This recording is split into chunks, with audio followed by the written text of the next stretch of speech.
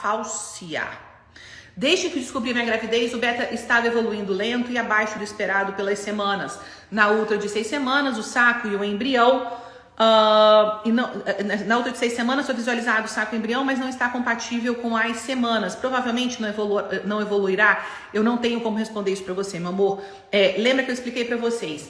A gonadotrofina coriônica, ela é um hormônio liberado exclusivamente pelo trofoblasto, exclusivamente pelo cincício, por um trofoblasto que depois vai se modificar ou em cincício trofoblasto, em menor quantidade pelo trofoblasto extraviloso e pelo citotrofoblasto, mas a maciça produção é pelo cincício trofoblasto.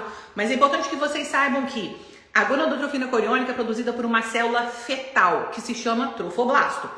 À medida que esse trofoblasto, essa massa de trofoblastos, ela cresce, então uma célula se transforma em 2, 4, 8, 16, 32, 64 e assim por diante. À medida que esse conjunto de massa produtora de gonadotrofina coriônica, ela cresce, aumenta-se também o número de células que produzem gonadotrofina. Por isso que espera-se que a gonadotrofina coriônica dobre a cada 48 horas. Então, se nós tínhamos 100, nós vamos para 200, 200, 400, 400, 800, 1600, 3.200. O que nós avaliamos a gonadotrofina coriônica tem uma limitação após 2.000 unidades. Por quê? Porque após o processo de implantação, então a janela de implantação, que é uma janela de 72 horas, após essa janela de implantação, que é altamente específica, curta, existe uma modificação, uma calma na transformação desse trofoblasto, que agora, a partir da implantação, tem um período para se transformar e para se modificar, especializar em outros tipos de trofoblastos. Então, até 2.000 unidades, essa regra em que existe a gonadotrofina coriônica, ela dobra, ela funciona super bem. Então, nós temos uma gonadotrofina coriônica, ela dobra a cada 48 horas. Ao calcularmos a chegada em 2.000 unidades por ml, a partir desse momento, a gonadotrofina coriônica, ela não é mais um parâmetro fidedigno de avaliação da gestação. Quem vai avaliar a partir de agora é a ultrassonografia transvaginal.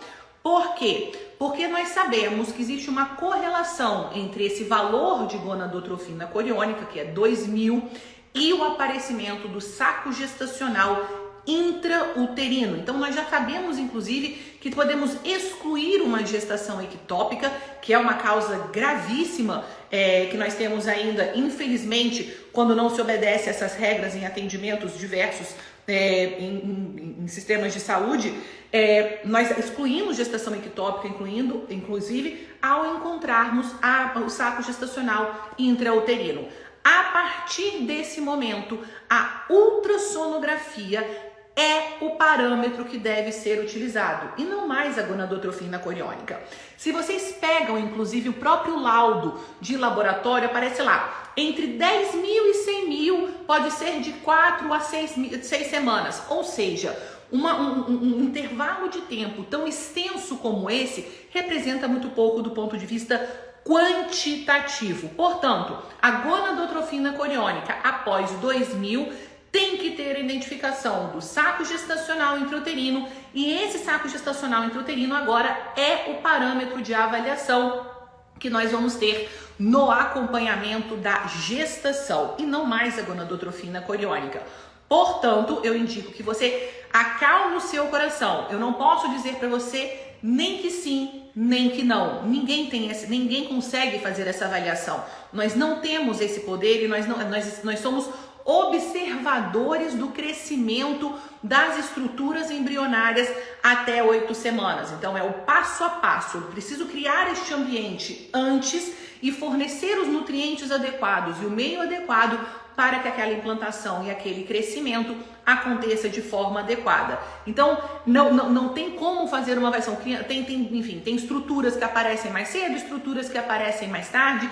Eu recomendo sempre o acompanhamento dessa ultrassonografia a cada 2 semanas, até que você já tenha avaliação de batimentos cardiofetais, cardioembrionários, avaliação do saco gestacional, das estruturas, da vesícula vitelínica, para fazer medida da vesícula vitelínica.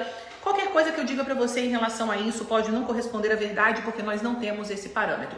Mais importante e de novo, gonadotrofina coriônica chegou em 2000 e só tem como fazer avaliação se for uma gonadotrofina coriônica quantitativa, porque aquele exame que tem escrito positivo ou negativo não é o que serve pra gente. Então, a gonadotrofina coriônica, essa quando chega em 2000, a gente tem que fazer a correlação e a partir de então é a ultrassonografia que manda no seu acompanhamento.